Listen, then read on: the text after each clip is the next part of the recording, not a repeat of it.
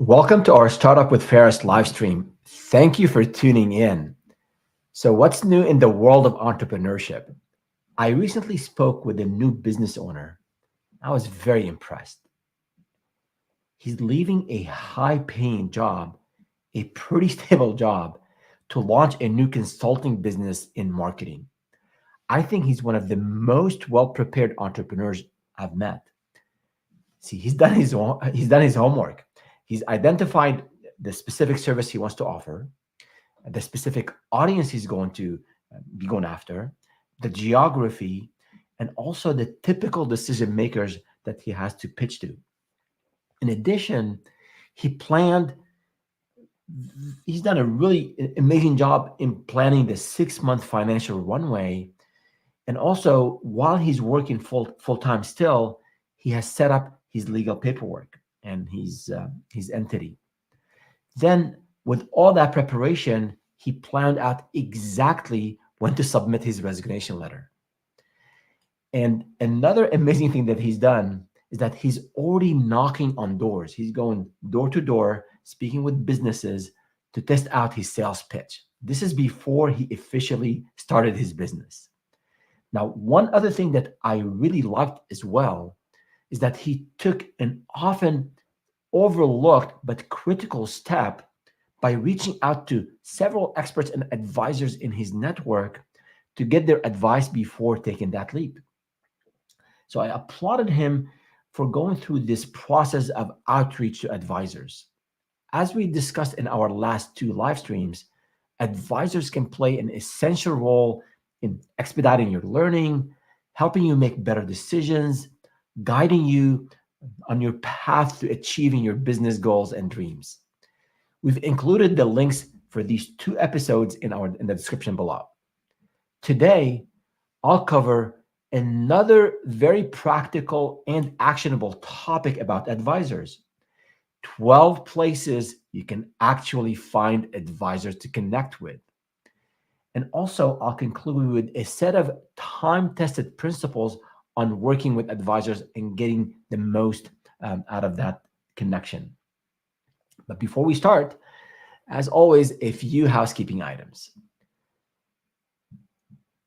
In next week, we will be covering the fourth part of this series where we focus in on when to talk and when not to talk to advisors and how to get the most out of that conversation.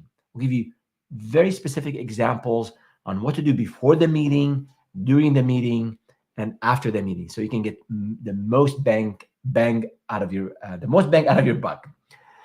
And then another thought here, in terms of those of you listening or watching now or tuning in later, I'd love to hear from you. I want to know about your successes, your failures, your struggles, be it small or big, it doesn't matter. Let me know what sort of advice you're looking for, what kind of question you don't have an answer for. Share it here in the comments or direct message me or go on our website, startupwithferris.com. But I'd love to hear from you and I'm happy to be of help. And third, and as a reminder, we have these live streams every Wednesday at 10 a.m. Pacific, 1 p.m. Eastern, where we cover a business topic related to entrepreneurship and then answer the questions that come our way. So make sure you subscribe to the channel so you don't miss out. Let's jump right in.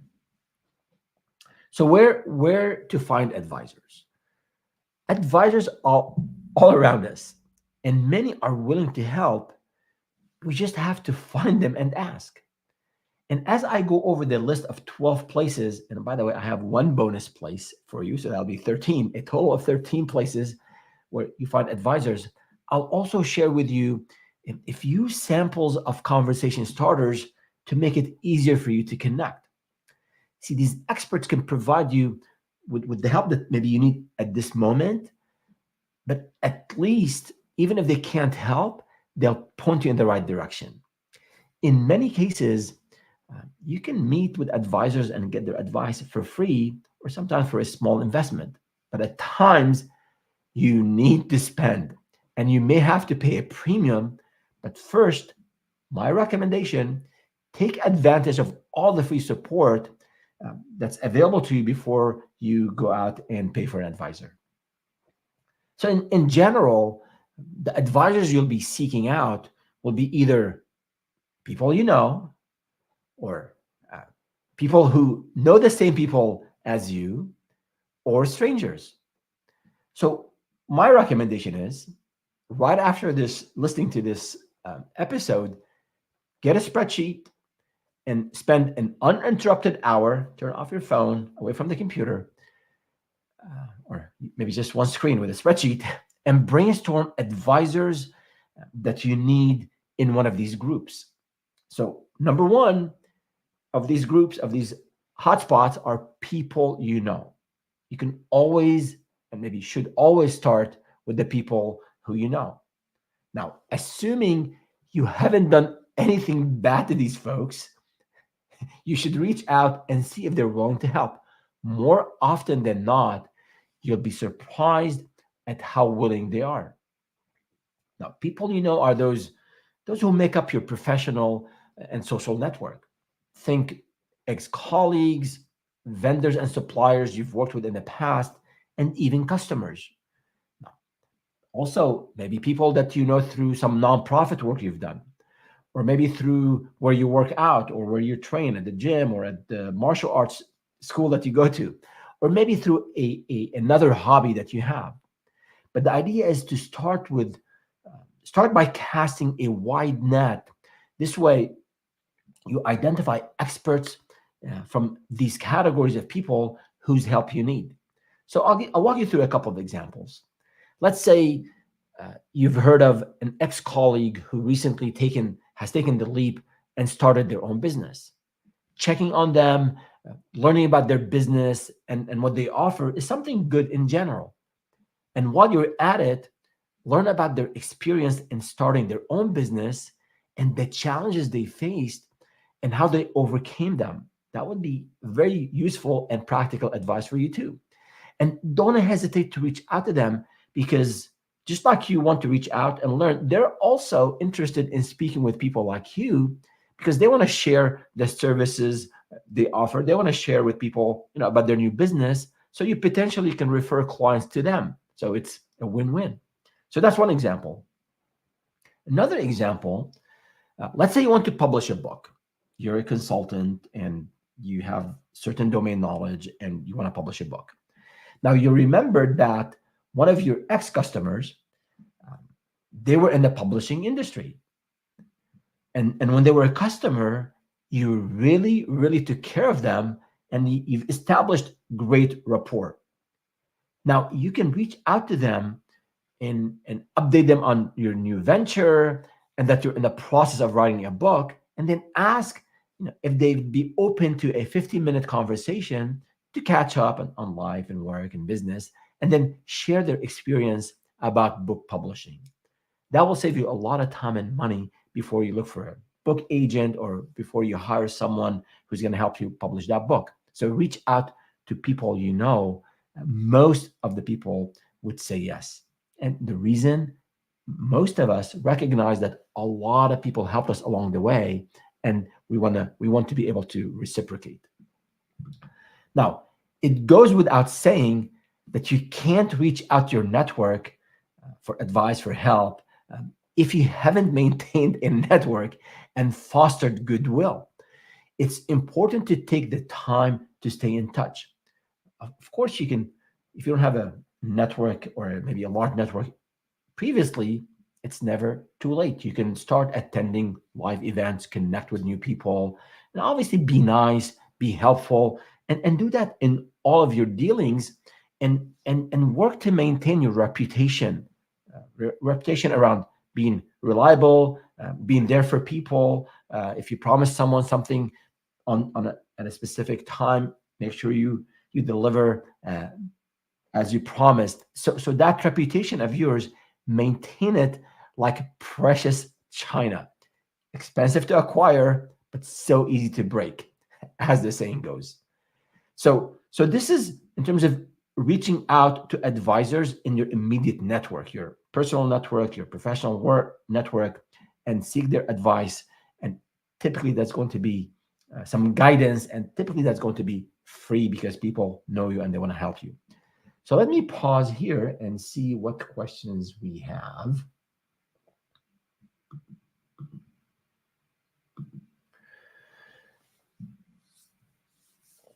So this, did he speak to advisors before he left his job? So this is referring, for those of you who are just tuning in, we have I mentioned the story of a new business owner that I was really impressed with. He has done a lot of the due diligence, a lot of the planning, including his financial runway before he even set up his legal entity, all while he had a full-time job. So the question here is, did he speak to advisors before he left his job? Short answer is yes. He spoke with me, and he told me he's speaking with others. So before he went into this new venture, this marketing consulting business that he's in, he spoke with a number of people, and I spent about I've known this guy for, I don't know, maybe 10 years on and off. We connect. I gave him an hour of my time. I was really happy to help. He's maybe 15 years younger, and he has this passion about building a business and growing the business and supporting his family and doing great things. So I was inspired, but just by his courage by his first dedication to do all this work, all the preparation work, while he's still at his full-time job, and then this passion and this eagerness to get something off the ground. So I was really, really impressed by what he's done, and I gave him an hour of my time, and I was really happy to be of help. And I asked him to keep me posted and updated. So yes, he did reach out to advisors before he left the job, and I definitely recommend for our listeners, our community. It might be different for you. You might have been just laid off, because we keep hearing of these waves of layoffs around us. So your situation is different. You're not leaving a job. You've been sort of forced now to do something else, maybe look for another job or look into starting your own business. Or it might be that you are working full time and you're freelancing. So potentially you can speak with advisors on how to take that freelance work and turn it into a full time job. So the idea here is, do speak with advisors early on, and then as you get closer to launching the business, you might need more tactical advice. But initially, speak with advisors who will help you maybe vet the idea better, who will help you think of how you do a business plan, understand the market, and then later, as you get closer to launching the business and after launching the business, you're going to need a lot of tactical advice. So look for those types of advisors. Good question. All right. And again, thank you for tuning in. We are covering 12 hotspots and a bonus hotspot for you to find advisors who will help you expedite your learning and get faster to your goals and to your dreams. So the second category, the second hotspot, people who know the same people as you. So this is someone, a friend of a friend. That would be an example. So it's easy to find these people. You can go on LinkedIn and then identify advisors and subject matter experts in an area that you need help in, and or maybe like a business owner in an adjacent industry who's at the same level of growth, the same stage of the business you're in. And when you find those experts or maybe those business owners you want to speak with, LinkedIn will show you, once you click on their profile, it'll show you if you have any shared connections with this individual. So you might find 5 connections, and maybe 4 of those connections are stale. You haven't really kept up to date with these folks. And then one that you've been in touch with. So go to this connection of yours that you've been in touch with and ask for introduction to their friend, to their connection, because you need their advice. Now, I don't want you to shoot them a quick message on LinkedIn or maybe a quick text message and say, "Go, connect me with such and such." That would be inconsiderate and will not be very professional. Remember, we talked about reputation, like fine china. So if you ask for introduction, include the following. Again, customize this to your own style and your own way you speak with your connections and your friends. But after greetings and warm wishes, Share a very quick update on your current status. Hey, I just launched a business. I'm making progress. I have a few customers. And then highlight to your connection to your friend what you need from that person you want them to connect you with. And then also give them some assurances that you're not going to do anything stupid and make them look bad. You don't want your and make them look bad. You don't want your friends and connections to be concerned with that. Um, and again, the more professional, the more thoughtful, the more considerate you are in your outreach, your connections, the more they're going to feel like, okay, this person is a professional. He knows what he's looking for. And that reflects well on you, and they'll be more likely to connect you because you're not going to make them look bad. Now, I always like to end these requests with something to remove any awkwardness or pressure from this from me asking. So I always say, if for whatever reason this is not a good time to make an introduction, no issue at all. I totally understand, with a smiley face. I almost always include this every time I'm asking someone, sometimes for like a reference or maybe a testimonial or a case study, or in this case, looking for someone to introduce me to an advisor.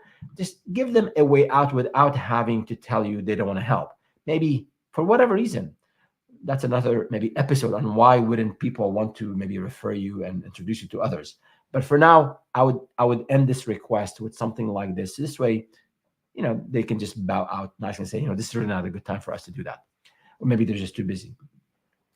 And last but not least, uh, offer to reciprocate.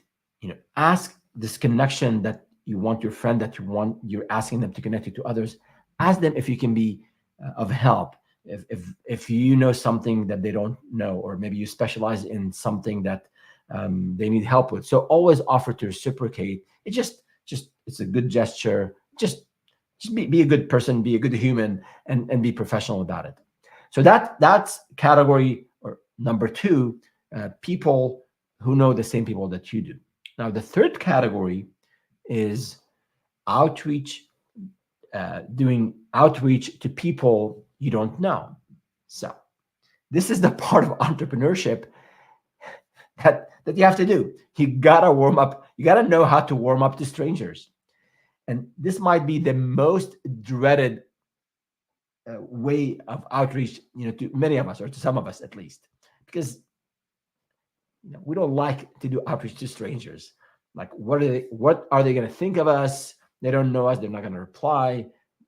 All of these negative thoughts might just be going on in your mind. But for example, if the person you're reaching out to, if you're going to be hiring them because they are a service provider or maybe a business coach, I mean, that's what they do for a living, then they should be actually happy to hear from you, because they'll make money and that's their job. If Now, on the other hand, this person is not a service provider, or they're not a designated coach or an advisor, maybe just an expert whom you want to talk to in the capacity of maybe just want to get a quick tip or just a quick advice, that obviously it's going to be more difficult, because again, they're strangers and they're probably not expecting your solicitation. But don't let that stop you. Be confident in your business and your hard work, and just see if they're willing to help. I know this is not going to be easy, but in a recent book I'm listening, audiobook I'm listening to about entrepreneurship, it says, easy is evil. I really like this quote. Easy is evil. I can't agree more. And nothing worthwhile in life is easy. So if you're finding it difficult to reach out to strangers, um, just that's you got to get used to it, and start maybe by small ask, by people maybe who are not maybe gurus in their industries. Someone maybe who's maybe closer to you in skills and maybe domain knowledge, but knows a little bit more. So yes, it's difficult. Yes, it's not easy, but just that's part of entrepreneurship. As I always promise on this channel, we provide honest, pragmatic, practical advice. So we're not going to sugarcoat it. If something is difficult, we're going to tell you it is difficult. So just get that in your mindset and go out and do it. So That was the third category. Let me pause here and see before we go to the fourth hotspot for you to find advisors. Let's see what questions we have. Should you always offer to pay when you're reaching out to people you don't know? I would say if there are two categories, as I said earlier. If you have, if you reach out to someone who is a coach, who is an advisor, they're a mentor. They do this for a living. That's just their business. Then of course they're going to expect you to pay them. But typically, mm, they will offer you maybe a session where it's no charge, and just to better understand your situation, better to to know about you, and so also about the services they offer. So you'll get at least a free session, because that's just part of their sales process. Is they want to know more about you and educate you on their offering. So if you're going to someone who offers advice and coaching and mentorship as a service, yes, you will eventually have to pay. What I'm recommending and what I have recommended throughout the series is that one of our mantras here at Startup with Ferris is, um, do before you seek. Do something, learn a little bit more before you seek out help. And in the context of paying versus not, do a little bit of research. Reach out to these advisors and these techniques I'm speaking about today before you pay anything. Because when you speak with advisors who don't charge for advice or for mentorship, they're going to give you some general guidance on and a direction. They might not give you the exact map, the exact roadmap for you to get to where you want to go, but they'll give you some guidance and they'll share with you some obstacles that are common along the path. So I would say, look for free advice, look for available advice through your network, through your network's network, and even reaching out to strangers.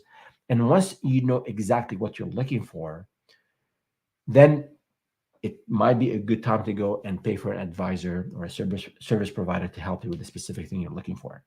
So hope that's helpful. Good.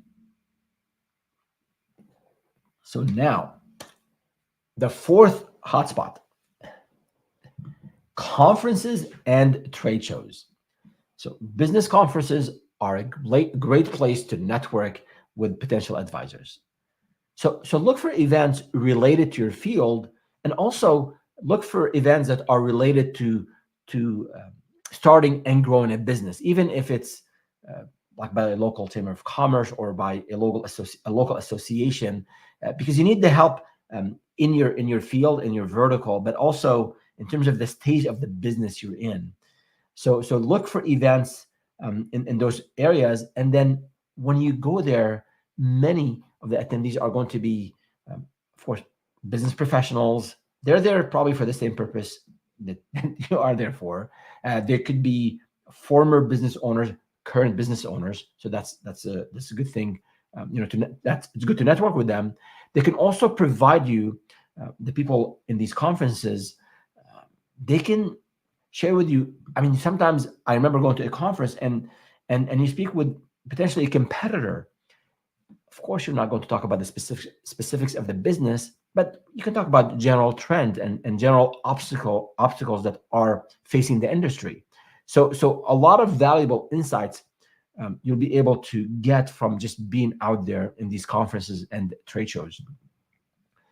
So strike up a conversation about your experiences. Share with others as well. Talk about strategies and then gauge their interest in working with you.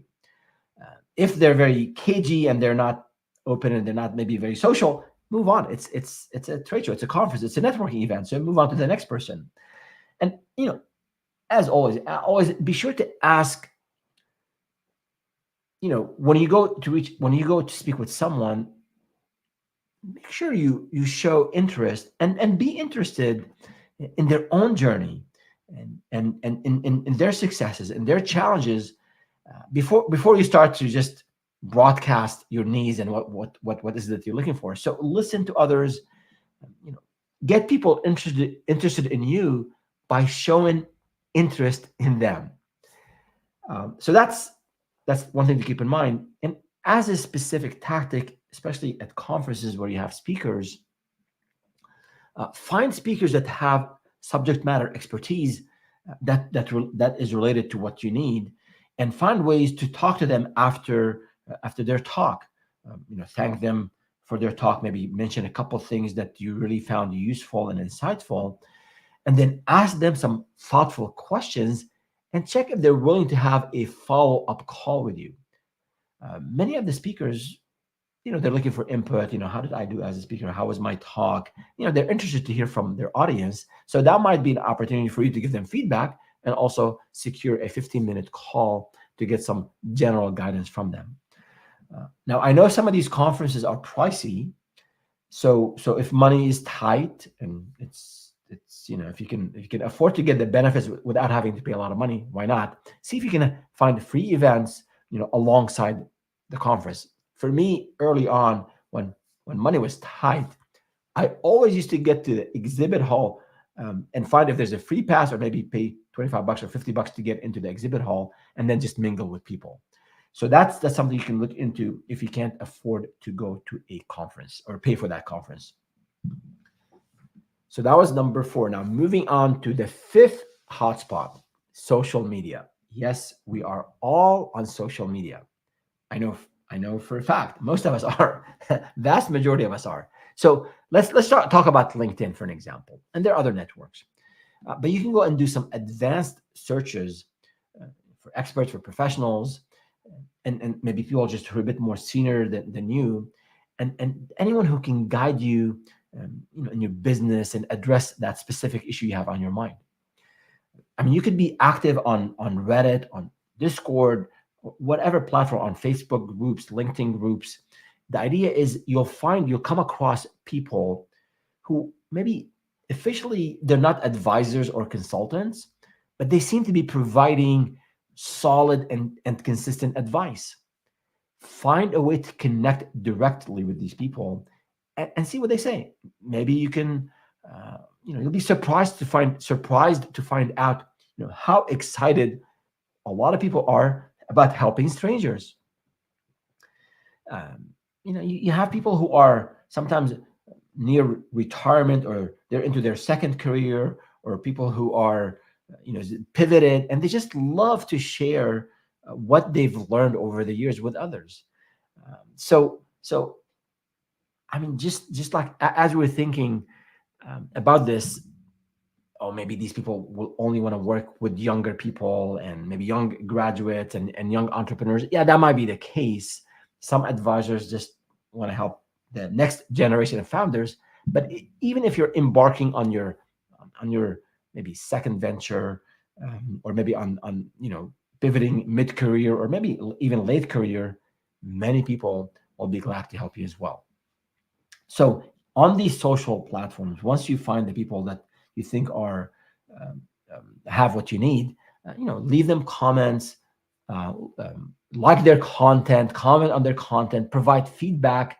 I would say good feedback, provide that publicly, and then negative feedback, constructive feedback, maybe provide that in private. I think they'll appreciate it, and they'll remember you. Now, a word or two on LinkedIn, Facebook, Reddit, Discord, Quora, all of that. There's obviously a ton of knowledge that's just out there. A lot of amazing ideas are exchanged on a daily basis, and there are a ton of comments and replies on the comments. So and then obviously a whole lot of opinions. Everyone has an opinion. So tread with caution. Just because someone can write well or is active in any of these forums and they speak confidently, it doesn't mean they know what they're talking about. So do some vetting. It's important to that knowledge, that advice that you're allowing into your mind. Make sure it's from a trusted resource. Make sure they know what they're talking. Make sure they're a trusted advisor and they've been to where you want to go. So if you're not sure on who's an advisor and who's not, we'll leave a link in the description on a live stream we did a couple of weeks ago on who is a true advisor, who is a trusted advisor, and who is not. So that is on social media. Now, in terms of other places that some of us might not think of, um, co-working spaces, which is number 6 here on the list. Um, some of us might be working at WeWork or maybe Regis or other, maybe some local similar types of co-working spaces. I think there's an opportunity to network as well and find people uh, whose help you need. Maybe it's other business owners who are at the same stage or in a similar stage in their business growth as you. Or maybe it's people who have a domain knowledge in something that you need help in. So connect with folks in these places, maybe the coffee room, at networking events. A lot of these places, when I used WeWork, I used Regis at one point, and they have these mixers and these. I mean, just be active, put some time into it, and that's the cost of working with advisors or finding free advisors. Is you're putting time, you're doing some research, you're spending time networking. So if cash is tight, then you got to put the time, you got to put the effort, and these are some of the ways for you to locate advisors that maybe just sitting in the office next door. All right, let me pause and see uh, if we have any question here before we go to hotspot number 7.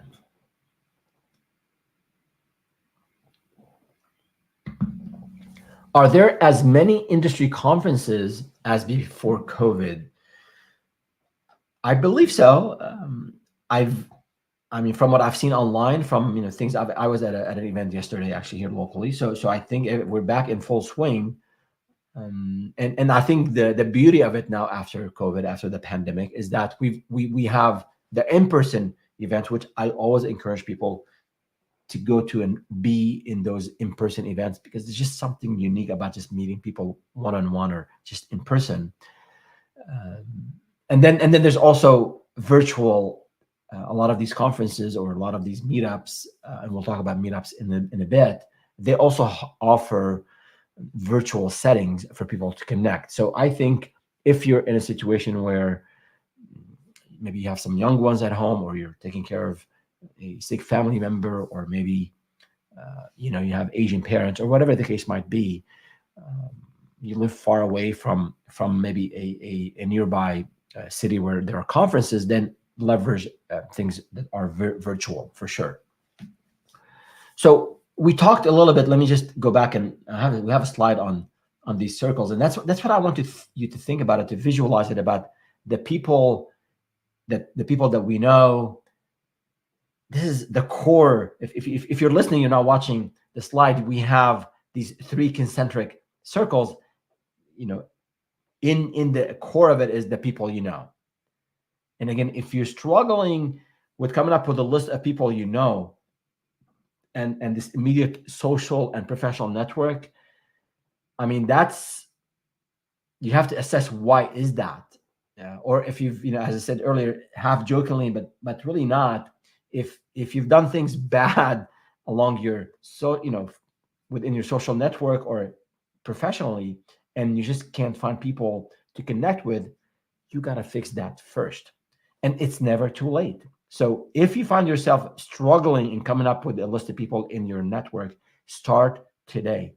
Go on Google and search for local events, San Jose Mixer, San Jose Business Networking Event. There are a ton of them.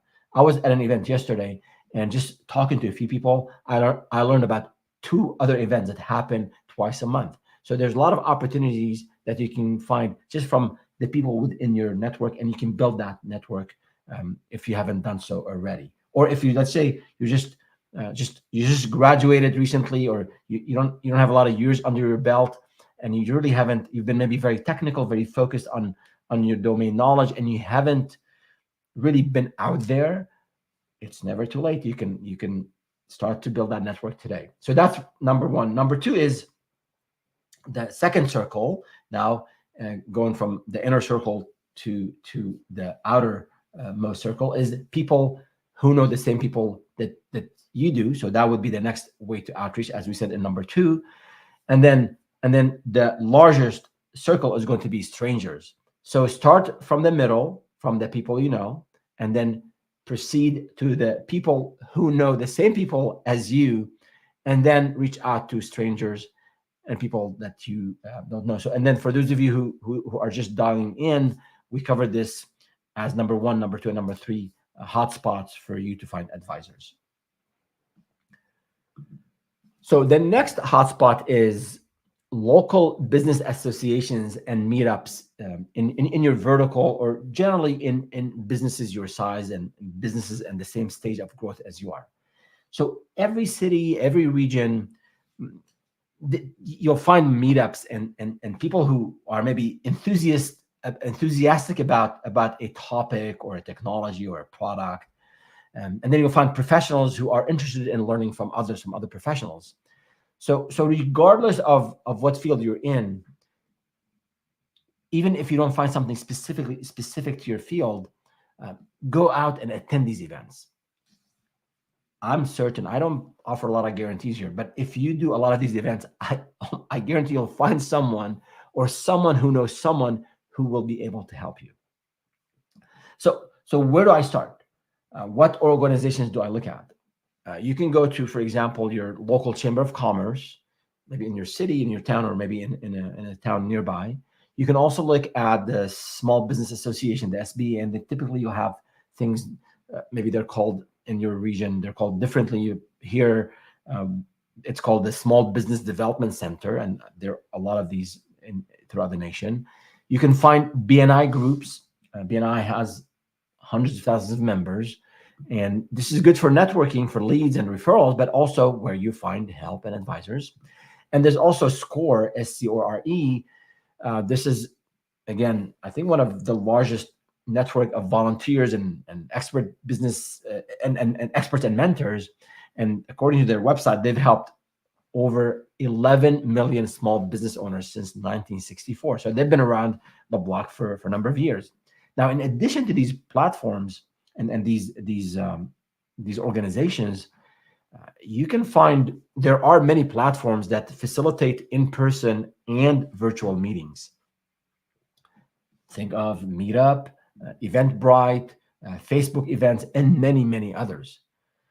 So of course, you're not going to have the time to explore all of these options, all at the same time, but prioritize your search and look at when you search online, which one of these organizations or meetups, which one is more active in your area, and which one offers resources and events related to your field and to businesses your size. And then show up at these events and connect with people who are attending. Also connect with the coordinators, or maybe the head of the membership, or the head of outreach, and connect with the volunteers, because they know the organizations, they know the members, and they can point you to the right expert and give you, maybe even give you an introduction, make an introduction for you. I remember, oh my goodness, maybe 15 years ago, when I was looking for local networking opportunities, I came across a networking breakfast that was hosted by the San Jose Hispanic Chamber of Commerce. So I first hesitated to attend, as I wasn't part of that community, but I spoke with a friend who confirmed that this was open to all local business owners. So I attended that specific morning event on a regular basis, and I can tell you, I learned a ton from so many people who are willing to help, seasoned business owners, people who are subject matter experts. And eventually, I was introduced to an attorney and an HR consulting company. Both provided amazing help at the time, and also became clients a year or so down the road. So again, be out there, be open-minded about these events. Don't just say, oh, this is not for me, or this is not for me. Just ask around, and then be out there. And over time, you'll find the spots where they work best for you in terms of seeking advisors. And also, if I were to be talking about marketing today, I would mention these events are really good to find customers as well. Moving on to number 8. So the number 8 hotspot for you to find advisors: freelance websites. Now, when we hear Upwork, Fiverr, and many others, they're great sites, great portals. And I think a lot of us think of these as marketplaces for freelance work, which of course they are, but they're also excellent places to look for paid advisors. So I'll give you an example.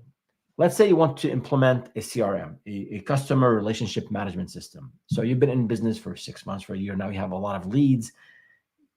You can't keep track of it in an email or in a spreadsheet. So it's time to invest in a CRM. You go online, there are a bunch of them, a whole lot of them, and you're very confused. You don't know which one to take. You talk to a few friends, someone says this software, someone says this other software. So it could get very overwhelming. It could get very confusing. So if you haven't decided if you can do this work yourself, or you should hire someone, and you want to make sure that you don't miss any of the maybe the big requirements that you need to document and understand well before you buy a system that will meet your requirements.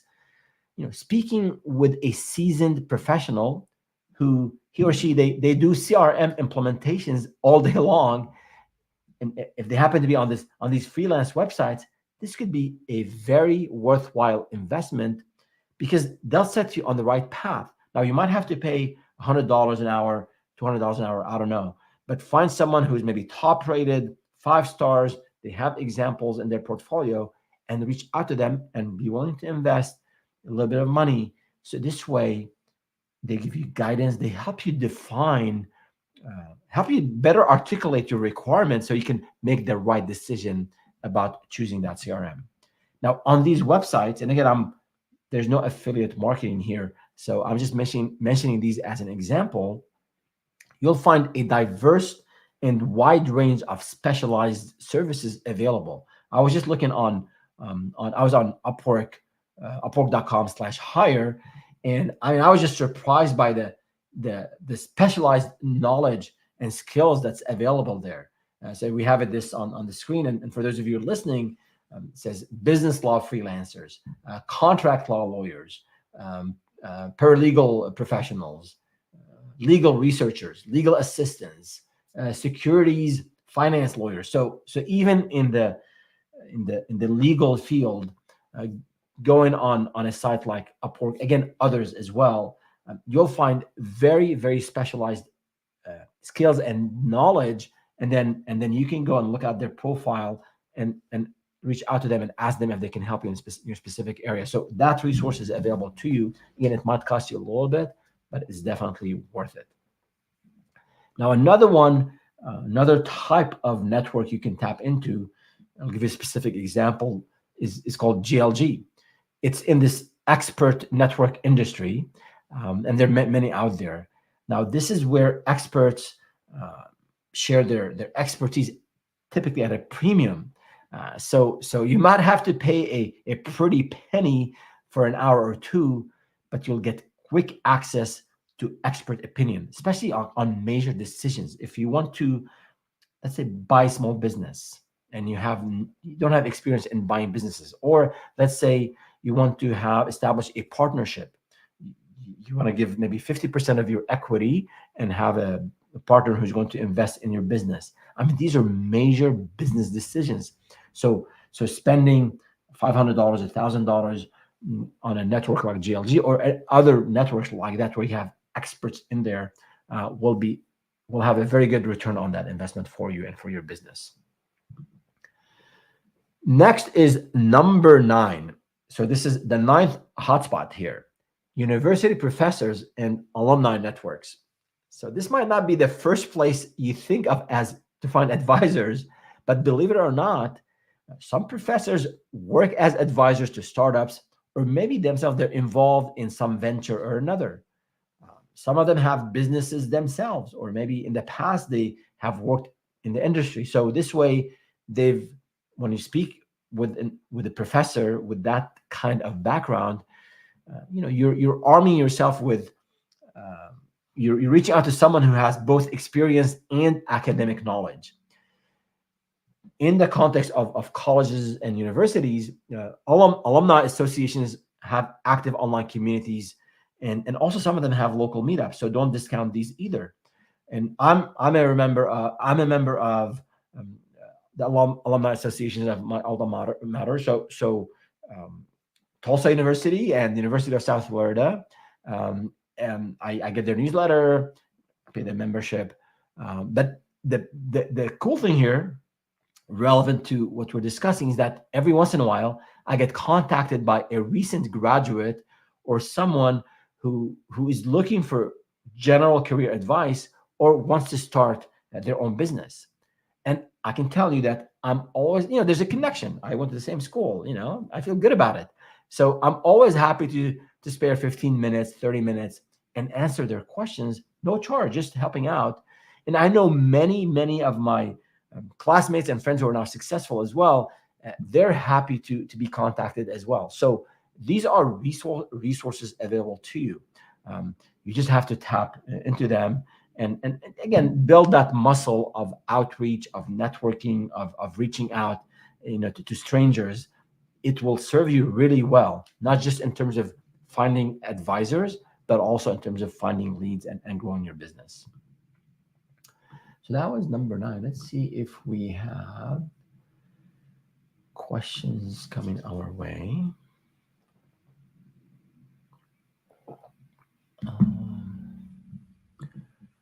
There's a question about, okay, are people who advertise on Upwork expecting long engagements? So when you go to these, no, short answer is no.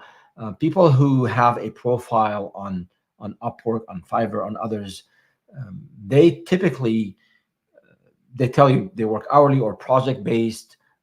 They would specify the type of work they take on. So if there's a specific, I've used a lot of talent worked with a lot of talent on these websites, and again there are many others.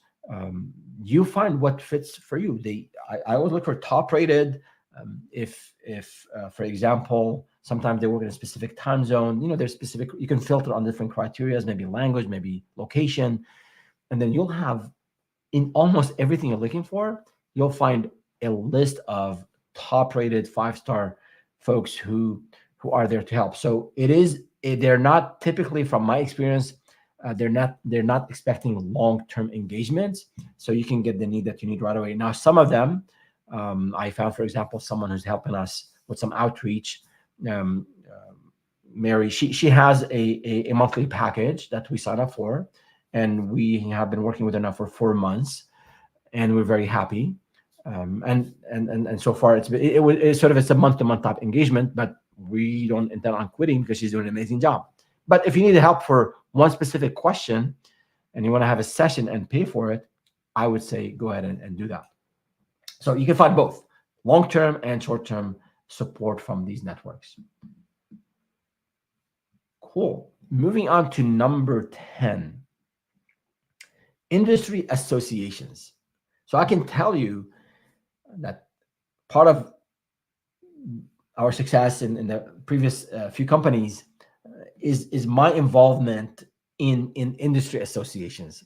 I benefited tremendously from being member of these associations. So when we were in the marketing analytics space, a new association was forming. Analytics was a new thing. Digital analytics was a new thing at the time. So we joined early on. It was named the Web Analytics Association at one point, then later became the Digital Analytics Association. So we signed up for membership, and then myself and several of our team members, we gradually started to connect with peers, potential employees. They had a job board. We also found customers when we attended the events of the association. And in those discussions and in those meetings, again, you meet all sort of people, including competitors. And it was really, it was really super helpful to just hear the perspectives of others about some of the macro challenges we were facing then, that then nascent industry. So that was helpful for us, provide a lot of guidance. And then I became more active in the association. I became a mentor. I was a leader, co-leader of a local chapter, and served on a couple of committees. So throughout these experiences, directly or indirectly, we received, as a company, we received tremendous, great advice from the elders of the industry, those who've been maybe who started maybe a few years ahead of us. And also, like I said earlier, we found customers and we hired amazing talent from these events and from this involvement in the association. So find the industry association that that that your service or your product or your company could be part of, and again engage and be there and volunteer and help and support. And just the universe works in amazing ways in terms of reciprocity. Next, number 11, and we have a couple more to go, and then we'll cover the principles and wrap up this session today. So number 11 is government or public entrepreneurial programs. So this is something that many of us, from my discussions with founders, maybe we overlook, is find programs that are organized maybe by here in the U.S. and maybe locally by the local, state, or maybe federal, federal initiatives. These initiatives, they could be in the form of loans with maybe very favorable terms to small businesses. It could be other programs can offer assistance. For example, if a business is economically impacted by a natural disaster, there are programs to support you get back on your feet. And you can do a quick search on Google. I don't know, maybe you can ask ChatGPT as well, and you'll find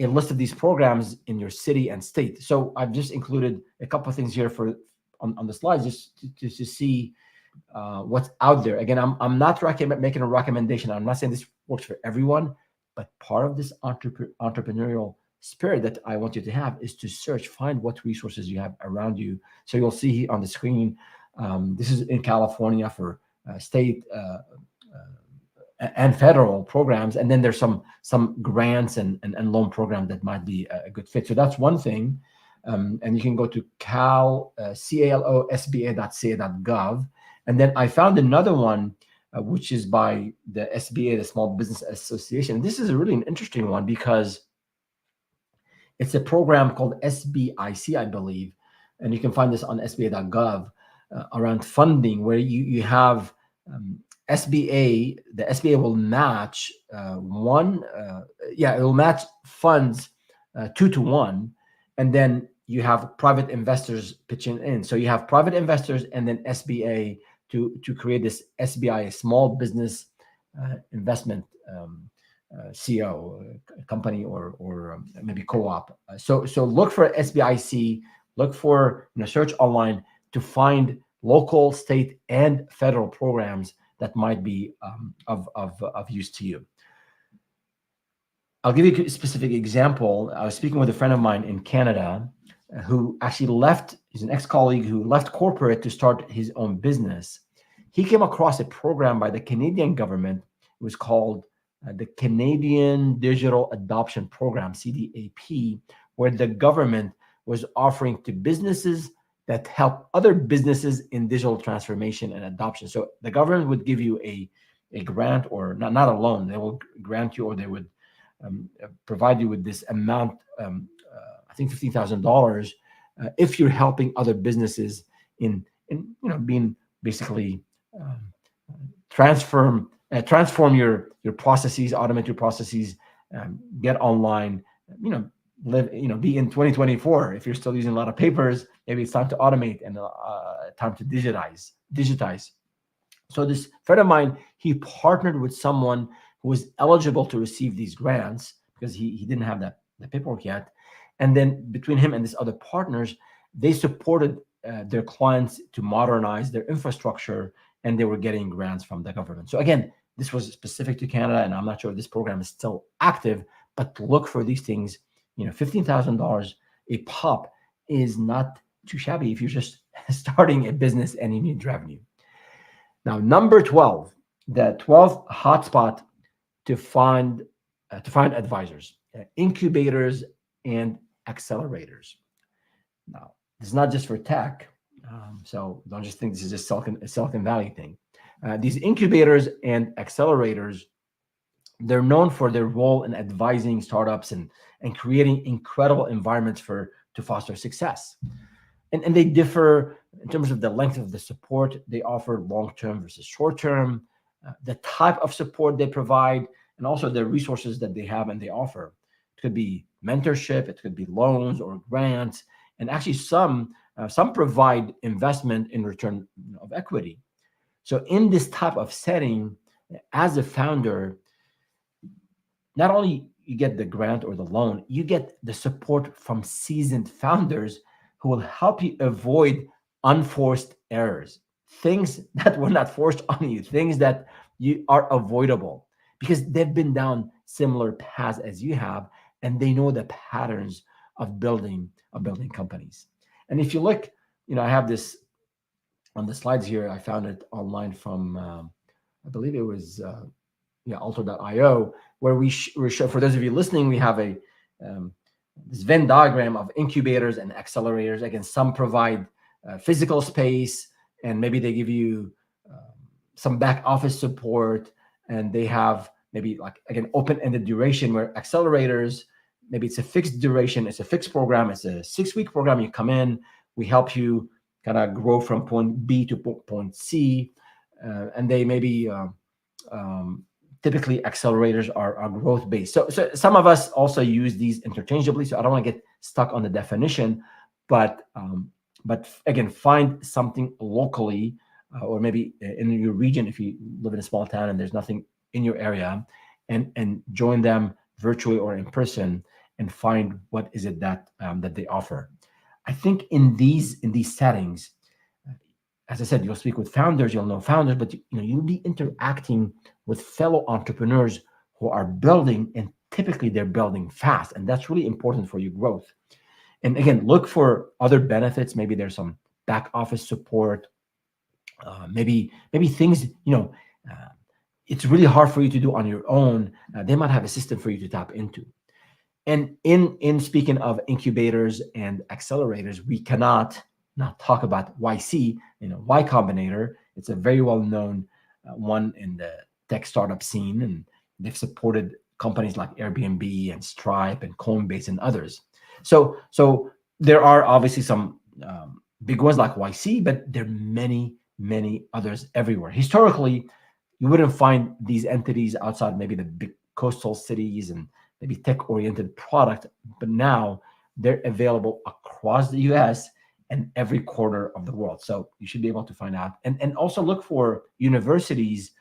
Some schools, they offer funds and grants to help entrepreneurs. And you don't have to be, some of them, depending, you don't have to be maybe someone who has graduated from that college. I came across one from a friend of mine who graduated from Princeton, and they have something called Alumni Angels. I saw that on LinkedIn, and I asked them. I said they offer it. You don't have to be a graduate from that university, and they offer funding for both product and services businesses. So check those out. Now the bonus resource. Now before we go there, let's see if we have. I think we're about to wrap up here, but let me see if we have a question before we go to the bonus hotspot.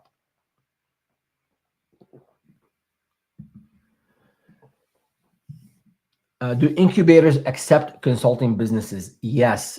I've searched, and I was actually looking for some friends in Oklahoma, Tulsa, where I went to school, and I have family there. There, I found in Oklahoma, there's a website actually on accelerators, on incubators, in actually, and I was very impressed with one of them actually in Tulsa that offered a lot of back office support. So you can sort of come in, plug and play, just bring your laptop, and then they offer all these growth strategies and advisors and whatnot. And it is both in product and services. So you don't have to be building a tech company or a tech product. It could be also a consulting or a services business. Now, the bonus resource, number 13, is investors and venture capital firms. Now, although this may not apply to everyone or perhaps most people, but venture capitalists, VCs, they obviously provide funding, investment, but in a lot of cases, most cases, they will offer also an advising role, and they could be on your board, and because they want to make sure you're getting the right support and the right guidance, to blow up the business. So that's one thing. Now, If you believe that you have the next big idea or a strong offering and a big potential, you'd have to navigate your way to be able to pitch the VCs for funding and advice. But it is a source out there. Obviously, there's a lot of it here in Silicon Valley, but there are also investors throughout as well. There are other types of investors, not just VCs. For example, you hear the word friends and family, and then you also hear angel investors or maybe early stage, seed investors. So a lot of resources out there, and maybe we'll do another episode on funding and the different types of investors. But they're out there, and there are actually groups and forums that welcome pitches and have typically retired or maybe semi-retired investors and also executives who provide a ton of support, including, in addition to investment. One that comes to mind, and I'm a bit familiar with, is called Keiretsu Forum, and we'll put the link there. It's a Keiretsu Keiretsu Forum, and they have them in different regions. So check those out and pitch to them. You obviously have to prepare your pitch deck. A lot of resources on that online. But it is a resource. So when it comes to, we covered 13 hotspots, 13 places where you can find advisors. The common thread is you have to do some outreach. You have to be out there.